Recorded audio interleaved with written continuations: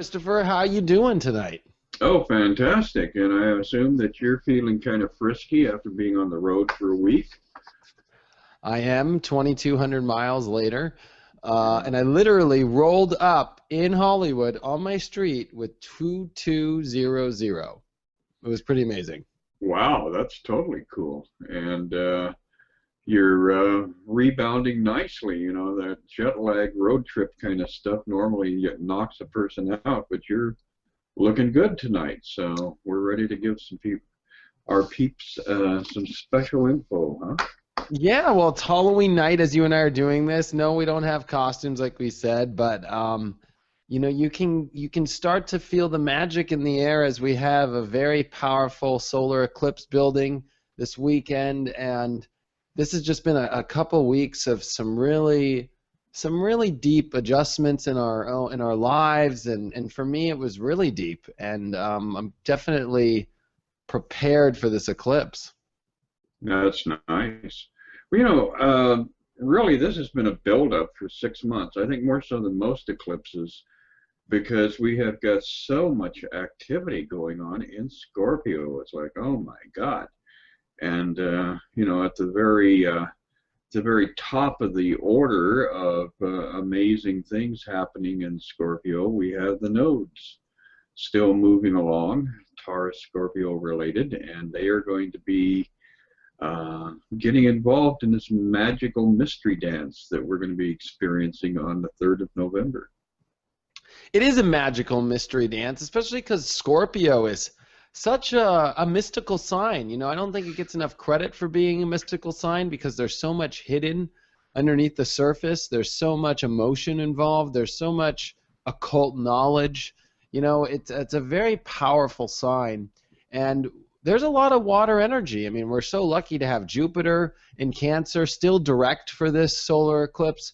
We've got Neptune, which is at this really interesting degree where it's going to station at. So we're at this really big water energy that comes in this weekend. And this buildup that you describe over the last 6 months is a great way to put it, especially because last year there was a solar eclipse here in Scorpio. And this has been the whole, Saturn in Scorpio lesson, and here we're going to have a huge solar eclipse next to Saturn. It's been a long time since we had anything like this. Yeah, and I think this one, the nature of the eclipse, from my observation, is that it does almost exactly the opposite of what you would imagine. The eclipse basically means that the sun becomes occluded by another planet, specifically the moon. So you would imagine that things would be obscurificated as a result of that transition or that passage. But in reality, what it often does is it reveals things. It pulls the veil out.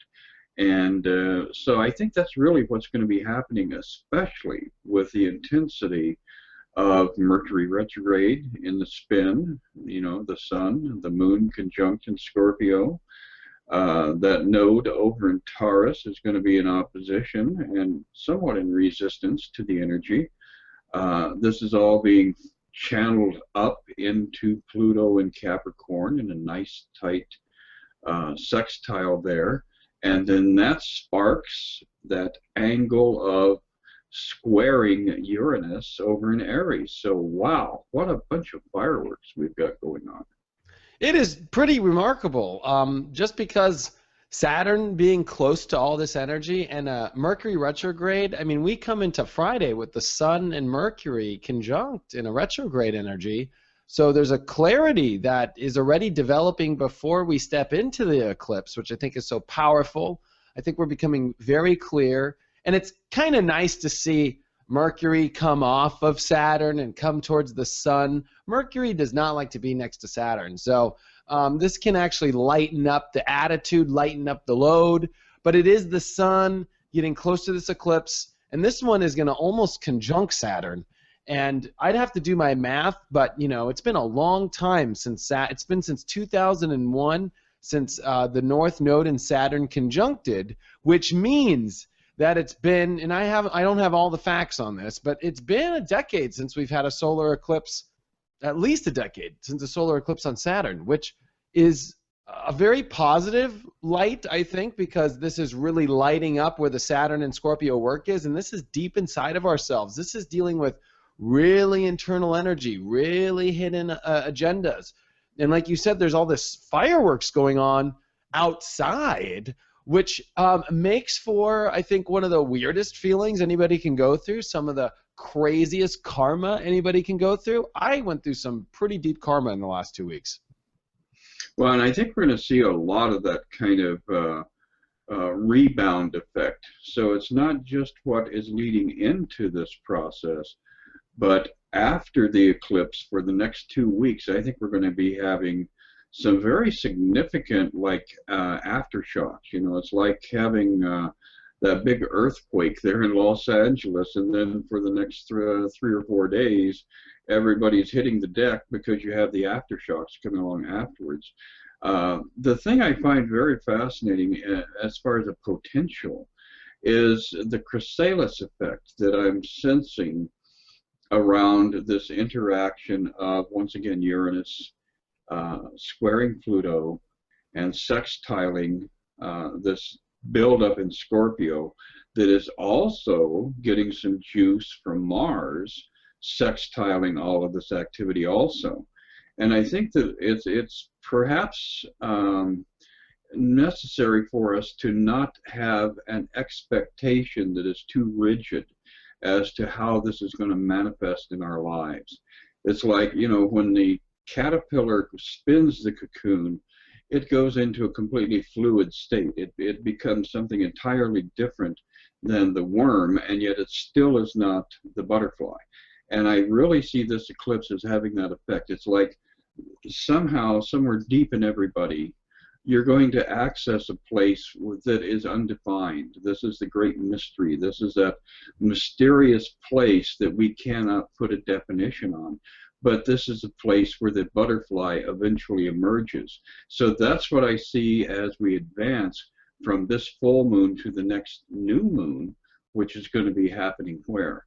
In wonderful Sagittarius. So we're going to be, you know, spreading our wings and flying into a great period of self-exploration and self-redefining. Yeah, you know, this is such a weird eclipse because as we're speaking and as Friday, Saturday comes, we're pretty much in a powerful yod here. We've got Mars 10 degrees, we got the Sun, Mercury at 9 going to 10 over the weekend, so that forms that sextile. We got Uranus at 9 degrees, which is making these very weird angles to these spots, which creates the yod. And I think this solar eclipse is having us look deep inside of ourselves, go very inward in order for us to really push this new outer self correctly based off our inner, and to re-identify our life correctly, re-identify with different, you know, courage. I think we've all been tested to kind of have to keep pushing forward. This is not a very an easy inward alignment, I would say. I'd say that it takes a lot of work with Saturn in the mix. It takes a lot of our mind with Mercury retrograde. It takes a lot of courage with this Uranus, you know, energy really electrifying this yod. It's very rare to see the finger point to a yod with Uranus. I think there's this really powerful, unpredictable, wild, you know, kind of epiphany-like energy that steps us into our deepest, darkest areas, which are unveiling this light. I think there's this light coming through this eclipse. Even though, you know, it's always associated with so much dark because it's in Scorpio, it is this extreme light that I see that's really stepping out of all this. And I think you bring up great points, especially of where this is all leading us in the next month over the next, you know, cycle of the full moon and the next new moon is, you know, in order for us to open the doors in Sagittarius, in order for us to really step more into this fire and this passion, there is some deep inner work that we have to align with first, some deep emotional work, some unveiling we have to do. There's some courage we've got to gather. There's some exciting changes that I think the universe is acting on in our reality in order for us to step correctly into this next month. Yeah, that's absolutely true. And, you know, as you had mentioned, as you pointed out there, the finger of God in this particular yod, in other words, where the yod is playing out, is in Uranus, in Aries. And to me, that would suggest, because of the sudden disruptive and eruptive nature of Uranus, that would suggest that this is a catalyst for a completely clean break from the past. So if you've really been working on trying to redefine your life and create a new vision of who you are and where you want to go with things and what your life will consist of, I think this is a very, very powerful pivotal point. And if you are willing to take up the cause, if you are willing to jump on your horse and ride into the dawn with this energy, it is going to be the source of some very amazing transformative stories. And of course, you know, with our people who are watching this, definitely do leave us notes about how this has personally impacted you in your life and your situation. I think you're exactly right. I think what you just described describes even the Pluto-Uranus square, which is exact for this eclipse. I mean, here we are November 1st, it goes exact. And this is powerful. This is the battle of the gods up in the sky. And in many ways, we're all having to really go through some heavy energy of transformation, some heavy energy of breaking through. I think you're right, as this is the pivotal point and how it can clear parts of our past. You know, we are highlighting where Saturn has already traveled. So this is not happening in front of Saturn like it did last year. Last year it happened in front of Saturn. It happened in front of everything. Now this is happening behind areas we've already worked on and been. So this is the closing of the door here. It's closing the door of whatever you've been spooked out about for the last year. Because I guarantee you in your life, the last year there is one little spot that has been bugging the crap out of you and has been freaking you out and you've been trying to, you know, and maybe the frustration's there to get rid of this energy or to become clear on what is causing the energy. And this could be one of those crazy, wild, random weekends where you go, holy shit, I think I figured this out, or holy cow, it went away. What happened? Well, and I think also what we're going to see is like the slingshot effect, because of the fact that Mercury is retrograde during this entire process. When Mercury goes all the way to that point where it turns and goes stationary direct and then comes back across this significant seed that is being planted on the 3rd, it is going to effectively give you a double whammy. It is going to finally say, okay, here's the complete picture, go, run with it. So we're going to get a secondary effect from this, more so than you normally see when Mercury passes back over that shadow point and clears that area where it originally went retrograde and then advances. So it's going to be an interesting ride for a lot of people. It is going to be an interesting ride with exactly what you said, this pointing to the 3rd, which if you're in America, this is happening when we're all asleep, which I think is interesting because it's happening pretty much, you know, early in the morning, Sunday. And, you know, we wake up with this, okay, go towards this direction. Like you said, this is highlighting a certain spot. It's highlighting a point that we must understand with the Mercury retrograde, where the work is, this breaking free of the old way and stepping into new comfort zones. This Jupiter energy is I think what is kind of leading the story to and kind of going to pass the Saturn story, because even though the eclipse happens and then we step into the beginning of this week and then the sun still has to hump over Saturn, I think once the sun humps over Saturn this week and as it starts to trine Jupiter, we pass this Saturn story that has been kind of eating us away for a year, and I think we start to move into the Jupiter story. I think there's a bigger mission to this Jupiter in Cancer story than we've all realized yet. And I think we've had to get to our deep inner worlds first, our own hidden worlds, our own frustrational worlds first, so we can finally step into the expanding of comfort zones, so we can finally step into the expanding of these emotions. So Yeah, this is a necessary evil that we have to go through first, which is frustrations, highlighting, getting over things, clearing the past, doing this deep inner work, this hidden work, this crazy, powerful, transformational work before we get the gifts, if that makes sense. Oh, absolutely. And one of the things that I think that is very validating and something for people to focus on, rather than, oh my God, there's still work to be done, is to just realize that we are at the threshold. So it's not like you're still pushing that boulder up the mountain. The pithiest journey is over. The really difficult struggle should be uh, at that point where it's starting to finally crumble, and the new vision, the new door is starting to emerge.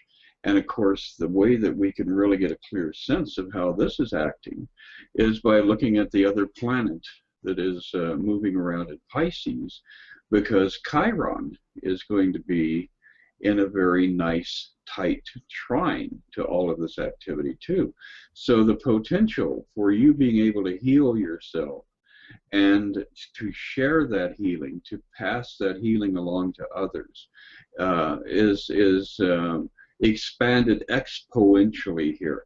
So it's not just about us getting our personal issues resolved, but it's about us contributing to the populace around us, our family, our friends, the people that have been on the journey with us, so that we all walk away from this particular epicenter, this particular phenomenon going on in the heavens, with a strong sense of having been healed. A huge sense, yeah, of being healed and hidden healing, healing that not everybody can understand in your outer world, only you can understand in your inner world. That's what's so funny. It's like there are parts of ourselves that we are not exposing to the whole world. It's maybe hard to communicate it. It's maybe hard to understand it. These are deep stuff happening inside, but there's this healing that can come inside. And it's not like you're coming out being like, holy cow, I healed my arm. You know, it's much more intense, more deep. And it can become very specific to a certain spot, you know, that we've been working on for a long time. And it's so interesting as Monday comes around, so we come out of this huge eclipse, you know, it's really powerful. I think we've done a really good job of explaining it. But the work is not over. It's amazing what this week still brings after this huge eclipse. So we have a Sun-Saturn conjunction as Venus is on its last day of being in Sagittarius and moving into Capricorn. So this is a huge change. We're already going to see after Sunday and into Monday, wow, the energy is going to pick up. We're going to feel this Sun-Saturn. I think this is the culmination of the completion to this energy. It comes Monday, Tuesday with the Sun-Saturn conjunction. And then Venus moving into Capricorn is going to really change the game, because this is where Venus is going to retrograde. So Venus is going to be in Capricorn for months upon months. This is going to be an interesting transit, and it's going to be one that really adds to this Pluto in Capricorn story, which is our structure of our lives, the rules, our governments, and in our relationships. This is going to see how well the structures are working, how well the rules are working, how well a lot of the grounded energy is working, and so there's a grounded energy, I think, that comes this week, especially as we're going to finish the Sagittarius moon, and that's going to dip into Capricorn this week as it conjuncts Venus and Pluto. So there is and that's going to all be sextiling the Sun and Saturn and all this energy. So I think this is going to be a really powerful and positive week.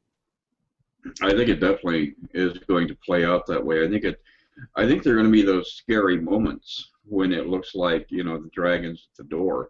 But in reality, when you open the door, you're going to find that it's, a little kitty cat looking for a bowl of milk. So taming the dragon is going to be an interesting side effect of the adventure that this week holds for us. The other thing I'll mention about Venus and Neptune are always good friends. They're very much compatible planets, and they like to enhance each other. And so as we see Venus start to move into that tight sextile, as it does enter Capricorn, we're going to see a lot of the that essence of grace coming through as a result of, you know, the entire eclipse phenomenon, all of the other things have been firing off. So at the end of the week, a week from today, from Friday, we are going to be able to see the rewards of this, in that there is going to be this sense of a dispensation of grace. You're going to be able to feel like there was a golden lining to the cloud. There was a good outcome to the movie. And that, I think, is going to make the whole adventure very personally rewarding and, you know, leave us with warm, fuzzy feelings. Yeah, this is what's been all this karma that's been this buildup that's been happening for the last year, and then it's been broken up into different sections that I think we've covered in our show pretty well for those who've been following us. But it's all leading towards this week in a powerful way, and then it's this week where there's, I think, new karma that can come in many ways, especially as the Sun passes Saturn, and then Venus comes into Capricorn. And I think with relationships, too, I think we're going to see some really new relationships being formed here that are going to be part of this powerful retrograde karmic Pluto energy that comes in, transformational. I think there's going to be some relationships that come in and change our lives here. And I think this is like the beginning of this energy. This is also going to be crazy because at the end of this week, guess what happens?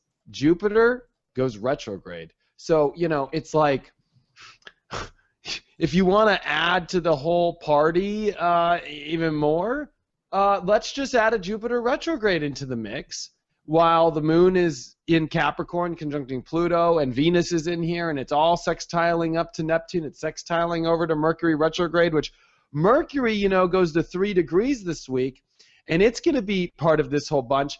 This is really wild stuff, and I think Jupiter, midway through the week when it goes retrograde, you always feel that. You know, the universe is kind of, you know, it's stopping the wine pouring. You know, it's like, okay, there's been not enough wine. You know, it's like, let's take a breather of this. It's been a lot of expansion. It's very rare to see Jupiter go from 6 degrees to 20 degrees in another sign. I mean, that is just, we're talking about 20 and 25, we're talking about 40, 44, 45 degrees of growth in 8 months. Exactly. And the beauty of this is that while Jupiter was doing this initial passage through Cancer, it had become a storyteller. It was giving us possibilities to consider for how we can reestablish our life, how we can reinvent the conditions in our life. Because when Jupiter is moving through Cancer, it's all about your personal home, where you live inside yourself. And so as it goes backwards now, that's going to give you a little bit of time here to take all these various elements that you're now working with, that you're aware that you're working with, and put them into order so that when it eventually gets back to that point where it goes direct once again, as Jupiter moves through Cancer the second time, the second passage has the potential for you to establish a whole new platform to operate from. You can create a new sense of base and foundation. You can create a new sense of home and surroundings. And you can create a new sense of how you're going to nurture yourself and you're going to nurture those around you. So it is a very, very powerful catalyst that Jupiter is triggering right now as it does start to go retrograde in conjunction with all this other activity. Yeah, it's the receding of some really powerful growth. It is us really starting to understand where we've grown. In many ways, the universe can't expand us anymore. I mean, it does though this week until Wednesday. You know, in a powerful way with this crazy eclipse, with all this energy. I mean, I'm going to just be real. I believe that the universe, and I believe God, has done a really amazing job at this point in everybody's life to growing and expanding and showing you new potential and showing you what's really underneath you inside, what you're really feeling, what you really can change, what you really have with strength, what you really have with your spirit, what you really have with what you can do with this reality. I mean, I'll go on for an hour if I have to, but the truth is when it comes to this point Wednesday on the 6th, the universe has done a really amazing job. And I think that when we reach this point, we should all pat ourselves on the back about what you've done, about what you've reviewed, about what new comfort levels you stepped into. And you prepared to understand these. You prepared to be grateful. I think part of Jupiter is the learning of being grateful for all the abundance. And I think Jupiter retrograde teaches your gratefulness and your abundance. And I think there's a gratefulness that needs to come after this crazy, powerful karmic changes that have happened in our lives. And you will feel this next week intensely. Yeah, it definitely is moving us in that direction. The other thing I think that we can highlight here in this process is the realization of our own inner wisdom. You know, I see a lot of people who pick up a book by Wayne Dyer or whatever the latest flavor of the month is and imagine themselves having been enlightened by reading somebody else's ruminations about their relationship with the universe. And this is that passage of energies that brings up our own personal truth and really flashes it in our face. So if people are actually paying attention, you're going to be able to go through and start throwing out a lot of these old books, because you're going to discover that your own fountain of inner wisdom is starting to flow freely. And you're going to be able to hear that voice. You're going to be able to trust those feelings, those instincts, those insights, and those understandings. So it's turning a lot of stuff around so that people who are really doing their work discover their own inner vision, their own inner voice, and they get away from self-sabotage, which we all are victims of simply because we read something that somebody else wrote, and maybe half of it applies to our life, but the other half is actually getting us off track. So a lot of empowerment is coming with this eclipse. You did a great job on nailing that, because what matters now is not the knowledge anymore, but how funny that the universe invests so much energy into Capricorn here for the next 3-4 months here as Jupiter's retrograding. It's time to work and put the structure to the test. It's time to take this knowledge and make something of it. It's time to do some Capricorn, which is really make your goals happen, really reach for the top. You know, the comfy zone kind of has run its course. It's let's make some stuff happen. Let's really look at relationships and see if they're reaching our goals, if they're reaching our greatest potential. Capricorn is the potential of ourselves, and it's whether or not we sign up for certain amounts of potential. And I think you did a great job of explaining, so you know this knowledge. It's not about the knowledge of Wayne Dyer, it's what you do with the knowledge. And I think that this is forcing us to look at what we do. And I'm just going to be real. On that 6th, November 6th, the moon's in Capricorn, conjuncting Pluto, squaring Uranus. I'm sure it's got this Mars trine, so there's this will to act, but there can still be a little nervous tendency of the extreme energy that you're going to be forced to kind of work on. Jupiter has cut off the wine, or it has cut off the abundance. It's turned off the air conditioner. It's turned off the heater, that kind of energy. Like, you're having to work now without that comfort zone in the background that was always there. You're having to work now without that, emotional expanding that you were needing. There's this weird energy that turns off, and you have to adjust. And I think with so much power that comes this week, go inside, meditate, learn to meditate, especially because Neptune is basically stationary through this whole period, as well as it's getting ready for a direct motion in a couple weeks. Same thing with Chiron. Chiron's starting to stop. So this can feel like the Matrix is going to stop, out of nowhere, because all these planets go to this standstill, and we got Mercury retrograde still, and I think it's the Capricorn that will save the day, believe it or not. A lot of people have been, I think need to invest in the Capricorn now, which is shut up and make it to the mountain and go. You've got everything you need. Exactly. Well, and the interesting thing about Capricorn is if you look at it most literally in the chart, it is straight up and down. It's the midhaven. What does that mean? That means that the sun is straight above you and there are no shadows. And this is a very powerful period in our lives when we get this kind of a highlight in that 10th house area where the shadows are eliminated. You're seeing the truth. Now trust it and go with it. So shall we take a look at some cards? Yes, let's take a look at some cards. Well, the first card up that gives us a sense of the direction we're going here, the good old Ten of Swords. And as you can see, that corpse is dead. The old identity, the old person, once again, has got 10 swords in its back. And there is a new dawn on the horizon. So as we move into Friday and Saturday, you may feel that kind of a autumnal energy that we're experiencing right now, because autumn is here. It is that period when the leaves are falling. You feel that dusty kind of feeling in the air, and you know that things are going to die in order to be reborn.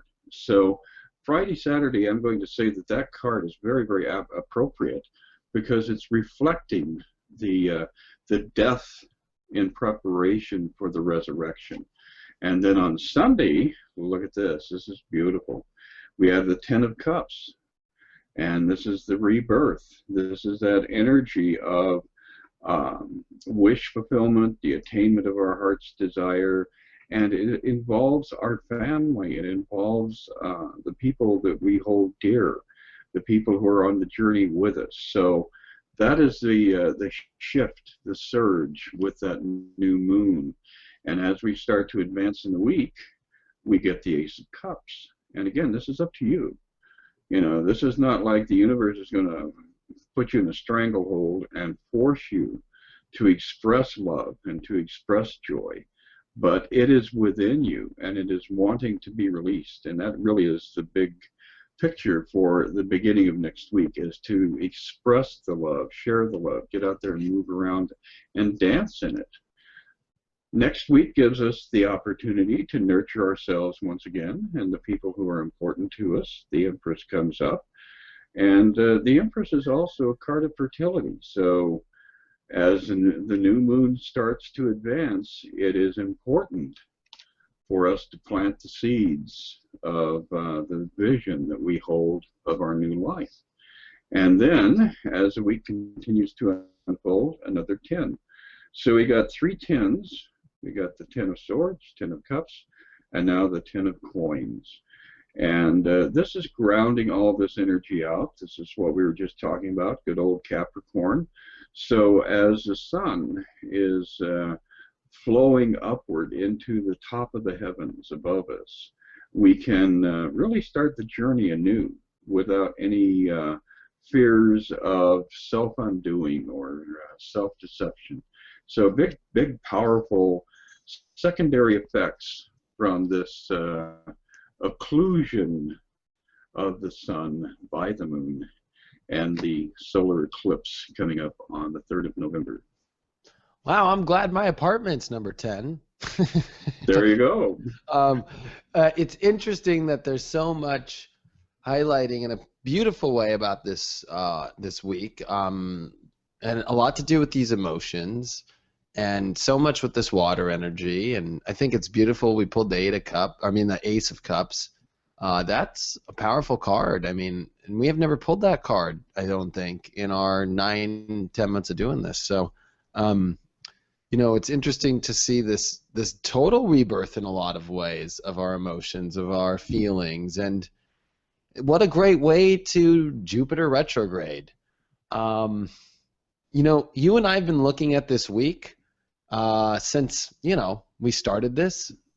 For over almost a year, we've been waiting for this week. We knew this was the week that the universe was pulling some crazy weird levers, and I know that you would honor this when I say, like, it's the truth. I mean, this is not a simple, easy, same old, go to work, go to home week. This is transformational. This is, you will feel the impact. This is, wow. I can't wait to, you and I could sit here and talk about what happens on the worldly stage, but that doesn't matter anymore. What matters is us all achieving our inner awareness, us all achieving our inner guidance, us all achieving our inner transformational growth. So this is that week where, you're like, wow, the universe had something planned for a long time. I think God's smiling upstairs, like, it's finally here. Yes, and people are finally willing to open themselves up to it. One of the things is that the universe often approaches us with these beautiful options, and we freak out because the spotlight comes on. We discover that we're being singled out, and at least in our own imagination. And the truth is, the universe is always trying to give us the most optimal existence possible. And this particular eclipse really is kind of dragging you into the light and forcing you to confront your own fears and to accept the grace that the universe wants you to experience. Yes, it does. And I'm so glad that I've been able to do this with you, Chris, and to channel this. I've been waiting for this week for a long time. Mm-hmm. Well, and this is undoubtedly the beginning of the next stage of our interactions, too. So it's going to be fun to see where our dialogue takes us next. Yes, I can't wait to see Friday where we'll be at, what's changed in all of our lives, how we're feeling, what's happened on the world scale, just the whole change. And we're getting deeper into this Scorpio story, and it's once we pass through Saturn that you always start to see things, especially I think the holiday feeling's gonna come intense after this week. So it's not a coincidence, especially just because of the time period. It's like energetically too, that holiday vibe comes out really fast, us wanting to free ourselves of restriction, So really interesting stuff. And I think we brought up with Mars in a really good spot through this whole week. So there's a lot of forward movement. Mars comes off oppositions to Chiron. It comes off opposition to Neptune. It comes off any squares. And it really just flies through. The only thing is our emotions can get in the way of our actions with the big square this week of the moon and Mars. But other than that, it's go time. It absolutely is. And those squares, whenever the moon or the sun are involved, it's fast moving, it's rapid. So, you don't wallow in it. You just acknowledge it and advance. And it's great having you back in your nest again. I know. So, thank you. Oh.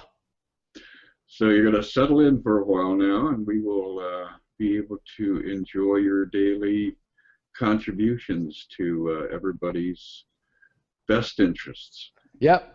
I'm happy to be back, and never thought I'd enjoy the smell of bum piss so much. So I'm happy to be back. Great. Well, it was good chatting with you, David, and you have a fabulous week. You too, Chris. Talk to you soon. Take care. Bye. Bye.